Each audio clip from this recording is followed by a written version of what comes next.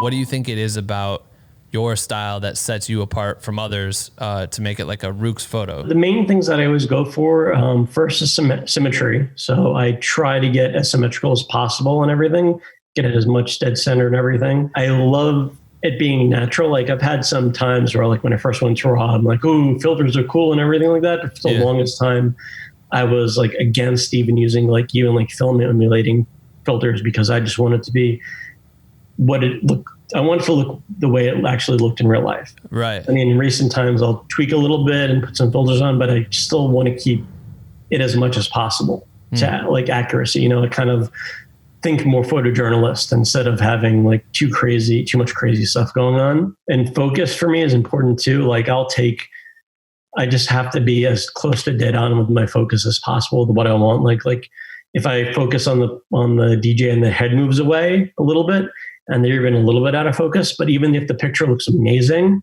I'll still trash it because I'm like that picky about it. You know, I like it to be as close to perfect as possible. There's like a spidey sense that you have, right? With yes. being able to capture moments. So how do you develop that? And so sometimes you're having shows where you've been with deadmau5 for years and you've learned the set in and out, and you know all the pyro points and all these good moments that you need to capture this in wide or this from behind, etc. But then when you're working like a one-off, like say you're at a festival, you said you wanted to make 5 other artists happy, you have to shoot their set and maybe you're not familiar with some of their newest cues and things like that. How do you balance that and understand kind of key moments to capture? Or are you just always prepared?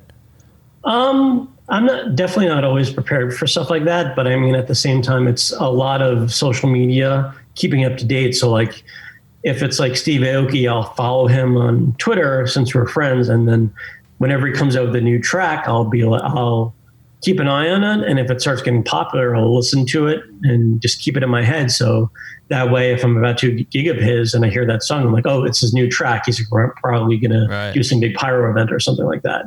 That's cool. But a lot of the time, it's just the first thing at festival is just finding the pyro guy and just being like, okay, so what do you have? Yeah. And then they'll be like, we have this, we have this, we have this. Okay, do you have any finale fireworks at the end? Yes, we do. Okay, perfect. I got the basics down.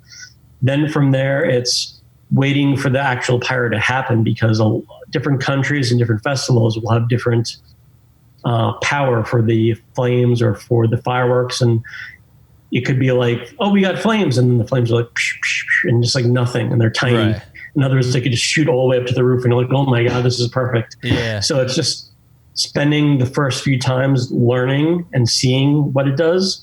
And then just basically practicing. So like I'll try, like if they do flames for the first time, I'll set up for like a pretty basic settings to capture flames, but not expecting much. And I'll try that and I'll see what the flames look like and how they were exposed.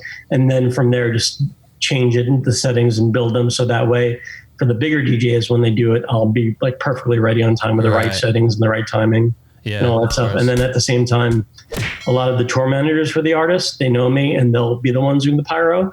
So I'll like look over to them on like the pyro booth and they'll just be like, this, doing that, and then perfect. And then I just get prepared and everything like that. That's clutch.